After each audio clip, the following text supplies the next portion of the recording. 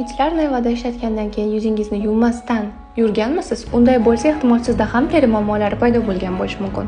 Bugun men offlayn konsultatsiyamga kelgan ona-bola juftligi ham shu xatoni qilishgan.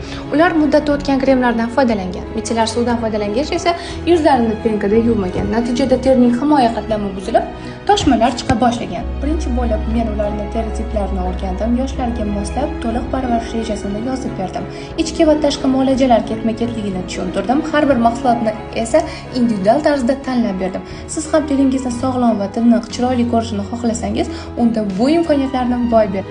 Konsultatsiyada siz teringizni hozirgi holati tahlili, ichki sabablari va tashqi xatolar aniqlanadi. Sizga mos kosmetika vositalari ro'yxati tuziladi, to'liq parvarishi ketma-ketligi beriladi. Bundan tashqari o'zingiz ishlatib yurgan vositalaringizni ham razbor qilishga yordam beraman. Onlayn yoki offlayn formatda siz konsultatsiyamga yozilishingiz mumkin. To'liqroq ma'lumot olish uchun plus belgisini qoldiring.